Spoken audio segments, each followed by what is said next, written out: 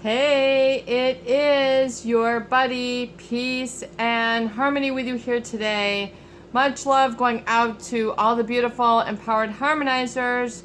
And we are zooming in and focusing in what I feel is a very important concept to working through and really becoming stable, getting your I am, your perspective, your energy really at the finest, the best place, the most clarity it can be after going through some very difficult, bad, manipulative, downright awful relationship dynamics, such as that have set you up with a narcissist, a psychopath, a variety of emotional battering that has perhaps set you into a sort of downward spiral, a bad place in your life, seeing social anxieties, PTSD, eating disorders, drinking disorders, financial disorders, all that sort of defense mechanism stuff that can create or be created as a result of being in a relationship with someone who has violated your boundaries. And really, this is what I am sort of calling basically taking back your frame or frame control. When we talk really, once again, about really becoming the best you can feel and become, it is this video, this topic is not only for people who have suffered at the hands of a narcissist, a psychopath, someone who has been a rageaholic, an alcoholic, a drug addict, or has violated you in a number of sundry ways. It's really, it can be refined and worked at whatever stage of life you are. I mean, life is always a gift, and it's always a constant and never-ending improvement.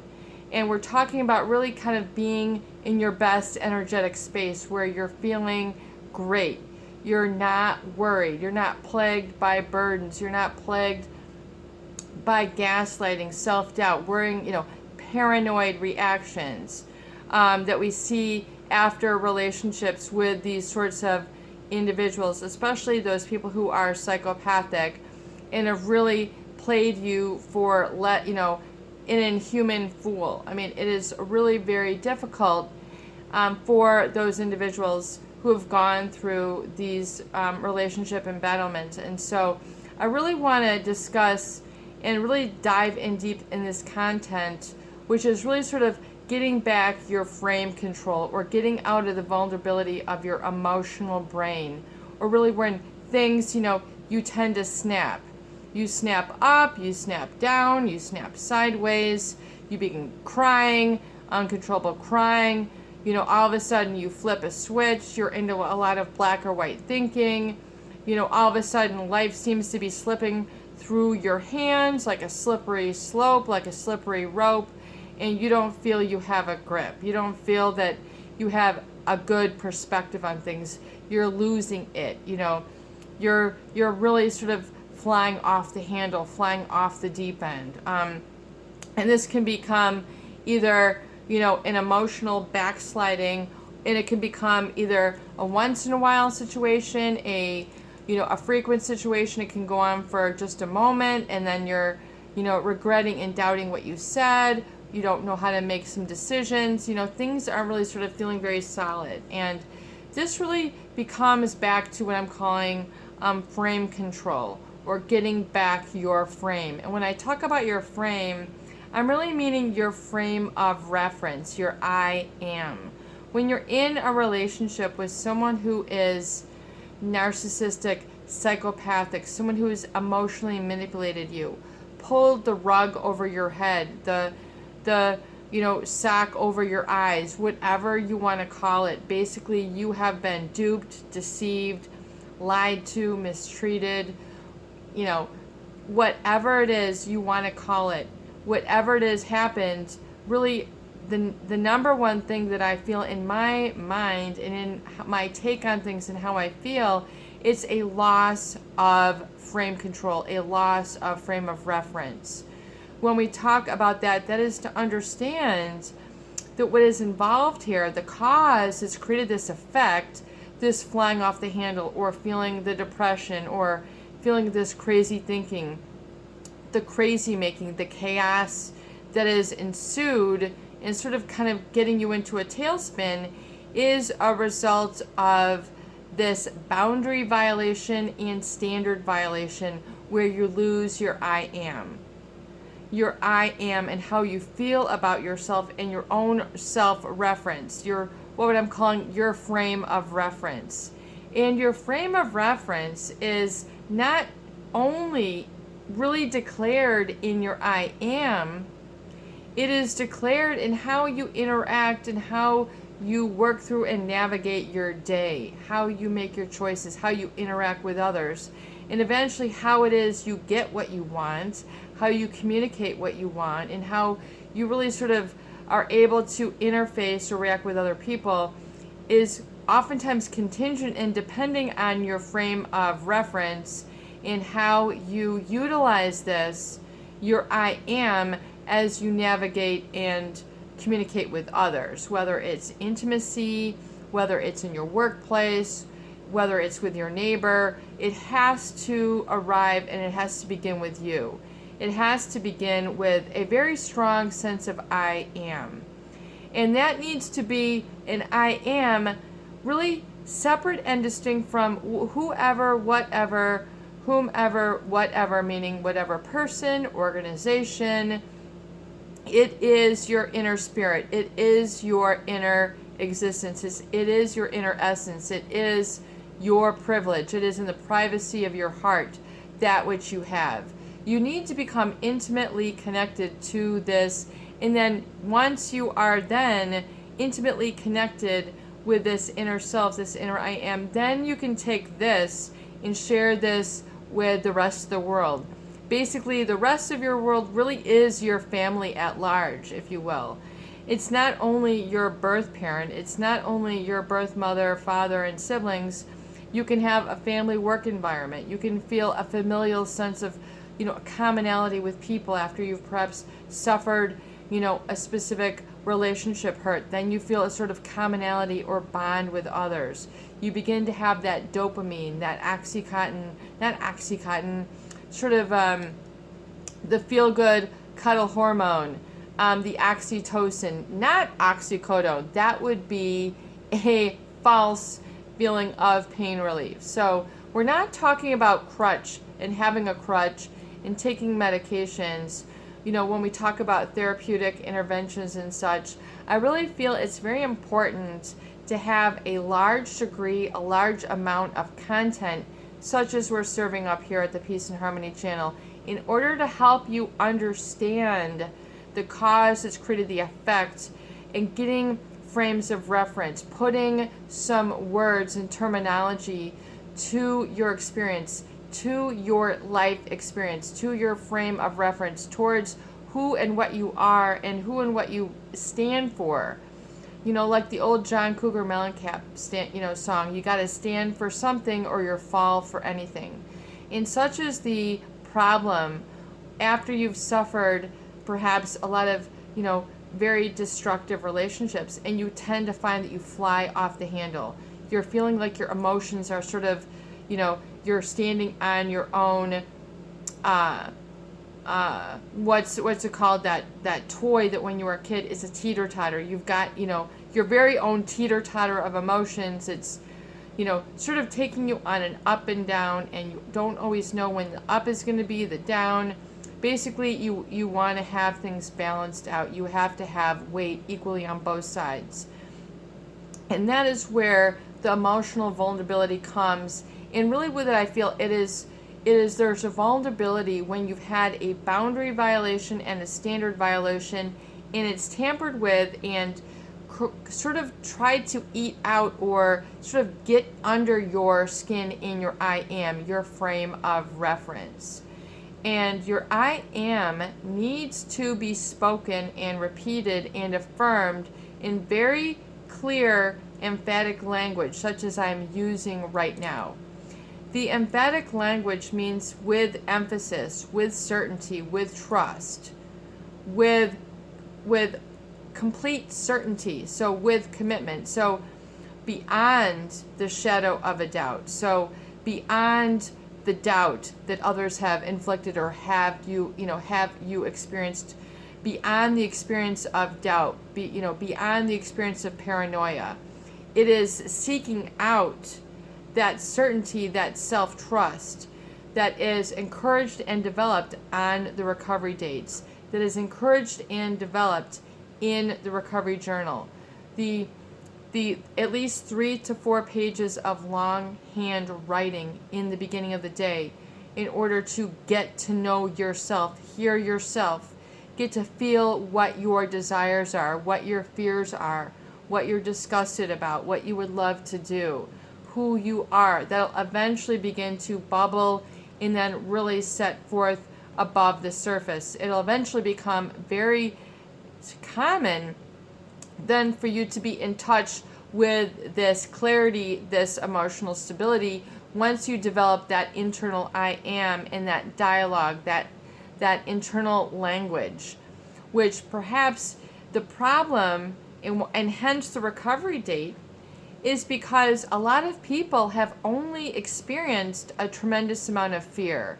They've only experienced a tremendous amount of gaslighting. They've only experienced a tremendous amount of self-doubt. They've only experienced a tremendous amount of walking on eggshells, of someone else always being better than, of someone else always violating your inner space, your inner sanctum, your inner sacred place. They have not permitted you that experience. So oftentimes people say, I don't know my core emotional needs, peace and harmony. I don't know how to confront this person, peace and harmony. I am having a tremendous amount of social anxiety, peace and harmony. I am, plagued by embarrassment or shame, and my knees are shaking, my voice is quaking. I can't get out of this isolation. Nobody seems to get it, how deep this is.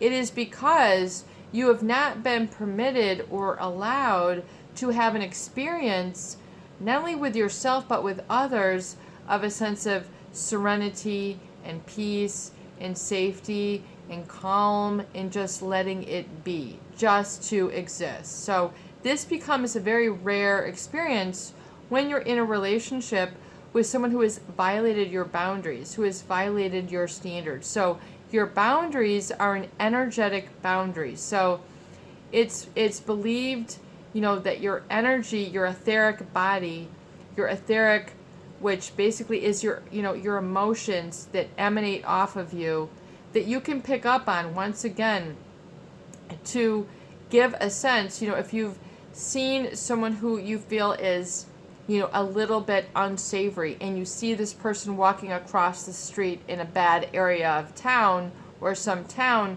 and this person immediately makes you feel uncomfortable. This is what I'm talking about. It's your inner gut, it's your awareness, it's your intuition that's saying, I am crossing the street, there's no good, there's trouble walking over there, I'm out of here. And they don't have to speak a word, they don't have to give you eye contact, it is something you just know. So that is your internal GPS, emotional GPS is trying to tell you, protect, go this way. You are protecting yourself, your boundaries, and your standards. Now, when you've had those violated and you've not paid attention to that voice that says, turn the corner, turn the street, pay attention. You've said, nope, I really don't care. I'm hanging out with the wrong crowd. These people don't scare me, You've gotten too used to numbing that voice down. You've cranked up the stereo to the emotional bad, the wrong station, the wrong vibes, the wrong message, and then, you're no longer sensitive to how to protect yourself. You are emotionally vulnerable. You'll fly in the direction of trouble. You are attracted to trouble, the bad boy, the bad girl. Doing things that are counterintuitive to a good routine for you. You're not eating well, sleeping well, your relationships aren't going well. This is because that inner self-protection has been flipped on its tailspin. It's said, stay here, put up with this, violate your boundary, violate your standards, go ahead and pay attention and let this fill you. Let the fear fill you. Let the sort of criticism fill you. You've allowed it into your inner sanctum. It's been a boundary violation. You have then gotten so used and acclimated that this becomes the new normal, and then you will then subconsciously begin to recreate this negative feeling state, and you'll become triggered to fly off in that direction while you're especially in the beginning healing, or really especially when you're like, whoa, this ain't a happy life. Something is going around here that's not right, and I need to change, but I can't quite figure out what it is. In fact, I don't even know if I can change. I don't even know if the good life and happiness and safety and serenity is possible for me. Is this, meant for just someone in, Cloud 59, or someone who's, different than me? Can I ever attain this? And it is yes. And the answer is unequivocally yes. It's to understand how to get back your frame of reference. Realize that when you engage oftentimes with people who you feel to be your superiors, anyone, when you are emotionally fragile, can be your superior. Everyone seems to have it better than you. Everyone seems to have it more together. They're playing with a full deck. I've only got 2 cards. You'll make all these sort of excuses or sort of proclamations or declarations subconsciously to yourself until you become more aware of what your frame of reference is and your I am is. Usually when people are in relationships with those people who are narcissistic, they're used to giving up their I am. They're used to giving up their frame of reference. They're saying, your I am is better than mine. Your I am is more powerful. Your I am has it right. I've got it wrong. Your frame of reference is where it's at. So I'm going to,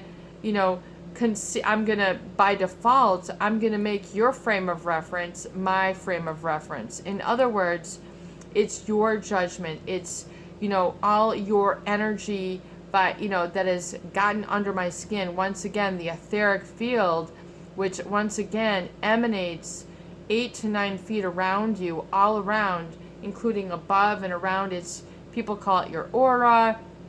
It can be detected by, I forgot, what they call those dowsing sticks. You can actually, there are these studies called dowsing sticks back in the day. They used to have these to try to find water, and you would ask kind of these little dowsing sticks. You can research it, you can Google it. It's actually very fascinating. And they used to use these sticks, which are like these little metal clinker things that would like move. Is there water here? And then it would be able to show you where to find water. These can also be used to find items that have been lost. They can also be used to pick up energetic frequencies of someone's energetic or etheric field, their aura. So someone who is extremely charismatic, they might have a even larger energetic field. Someone who is used to being an orator, public speaking. President Obama probably has a great etheric energetic field. Michelle Obama, some of the great speakers, the great performers, Mick Jagger, Elvis Presley, when he was, James Brown, these really high energy people, Michael Jackson, Whitney Houston. I mean, you can probably just feel her, 50 feet away, how powerful her voice is, and it's just so sad that these very powerful people oftentimes are so high vibration that their own emotional ability gets them into trouble with things like drugs, etc., addictions. And so getting back your emotional stability, getting back and not being so vulnerable, is to realize this I am and taking back your frame of reference. It's to understand that another person's agenda is like their frame of reference. And when you're in a relationship with someone who is manipulating you, you are then adopting unconsciously and oftentimes in an undesirable manner, you are absorbing, taking in, making your own, which is not your own. It does not belong to you. Someone else's I am does not belong to you. It is not yours, but you have to take it on as yours in order to survive oftentimes through these relationships, to keep the peace and harmony with this individual, to keep them satisfied, to continue to be supplied to this individual. You must acquiesce, or you must take on this person's frame of reference and basically cater to it, but in the process, lose your own. Lose your own I am. Lose your own frame. Their frame becomes basically engulfs you, swallows you up emotionally while you're involved. It's like the bully. You know, you drop everything. Here, take my homework, take my lunch, take my house keys, take my whatever. You know, the bully is very threatening. Their frame of reference then engulfs you. It swallows you up emotionally. You no longer have, you know, your power. You no longer have your frame of reference. You know, you can't run and get away. You can't think clearly. You know, your grades are not your own. I mean, just think how bad this can be, especially when young children are in the frame of reference of someone who is an alcoholic, a child abuser, whatever sort of, you know, sexual abuse, emotional abuse, criticism. These are things that are very hurtful, violating of the boundaries, and cause that child to lose their sense of I am in the positive, healthy sense. It becomes a once in a great rare occurrence. They might go to a friend's house. All of a sudden, I am a child. I'm having fun. You're in your I am. You're in your element. You're fishing. You're running. You're a cheerleader. Whatever it was when you were as a child, and you were able to get away from that, you know, that feeling or experience for a moment, you were able to experience your I am, but it becomes a rare treat rather than a reality. In a reality, it is, oh my God, can it be that good? I can be like that child that had that moment of I am where I felt safe, happy, curious, inquisitive, smart, intelligent, a good friend. I felt like a good partner. I was adequate. I was competent. I valued myself. I didn't have to explain and justify. I didn't have to feel threatened. So that is the positive state of the I am, where you're not the emotional vulnerable. Your I am, your frame of reference, has not been engulfed or enmeshed by an abuser, by a manipulator, by someone who's trying to shut you down to better themselves, to go for the win and make you their loss, you the loser. So it is very important to understand that you want to recover your I am and your own energetic etheric field and not be engulfed, become aware of, sensitive to the point when you are being triggered and set off by the frame of reference of another, where you all of a sudden get sucked in, like the old, like they say in Healing Through the Narcissist Relationships, the Hoover attempt, the hover attempt, however you want to pronounce it. It is literally, if you think like a vacuum cleaner, put your hand by the open nozzle. That is energetically like what is happening to your frame of reference when you're getting triggered, you're emotionally vulnerable. You are all of a sudden losing your frame of reference, your I am. So the number one goal you want to do is reestablish your ground and being able to have a physiological move, and combined with the awareness of when this is happening, and begin to do what I recommend, even things like bracing yourself. So for example, when you begin to feel you going off the deep end, getting triggered, beginning to emotionally cry, laugh, or, you know, uncontrollably, or that social anxiety, begin to brace your arm. Brace your arm and then hold it out. So you're really declaring, I am declaring my personal space. And you can do this with both hands. And you can even use a tension band, like they show those physical therapy bands or stretch bands that you see in the workout stores. You can pick yourself up some of these and do this like they say in physical therapy. It is therapy. And when you stretch the bands, you're getting a sense of the tension and the strength of your own muscles. You're getting a sense of really sort of flexing on command and strengthening on command your own deep, your pec, not only the pecs, you can do it this way for good posture, but the traps in the back, which are like right along running around your back, are also very good to strengthen on both sides of your body, as well as your triceps, your biceps, your forearms. And then I am in control. I am safe. I control my emotions.